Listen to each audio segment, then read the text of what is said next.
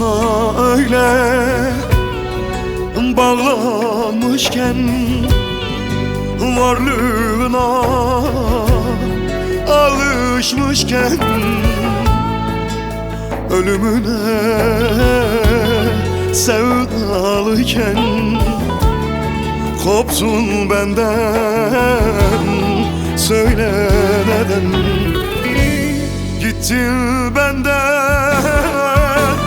uzaklara. Yönüm döndü meçhul yola, düştüm sensiz tuzaklara. Acıyan yok gözyaşıma,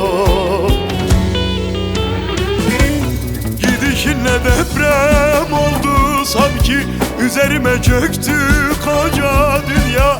Enkazında kaldı ben bu beter acılarına. Ya ya ya ya, karanlık geceler uyku tutmaz, benim deli gönlüm laf anlamaz. Gittin ya hala inanamaz, hele geriden.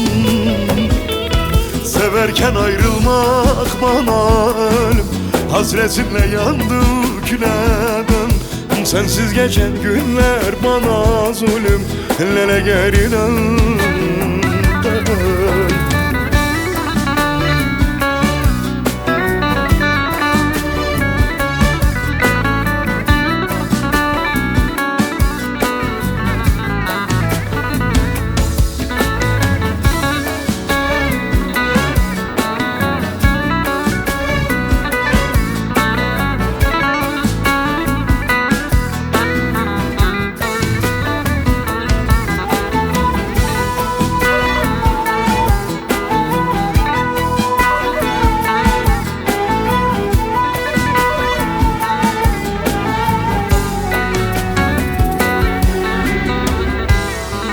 Gözüm bakar yollarına, hasret kaldım kollarına.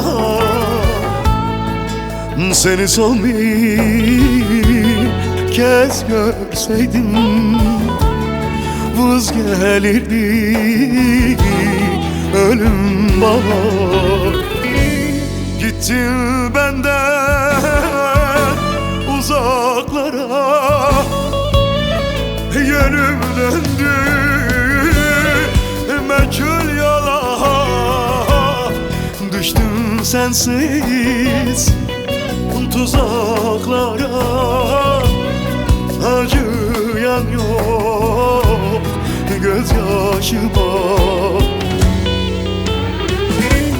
gidişinle deprem oldu sanki, üzerime çöktü koca dünya.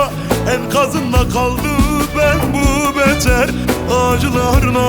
Ya ya ya ya, karanlık geceler uyku tutmaz, benim deli gönlüm laf anlamaz. Gittin ya hala inanamaz, hele geriden. Severken ayrılmak bana ölüm, hasretinle yandı küleden. Sensiz geçen günler bana zulüm, hele geriden. Gidişinle deprem oldu sanki, üzerime çöktü koca dünya. Enkazında kaldı ben bu beter acılarına. Ya ya ya ya, karanlık geceler uyku tutmaz, benim deli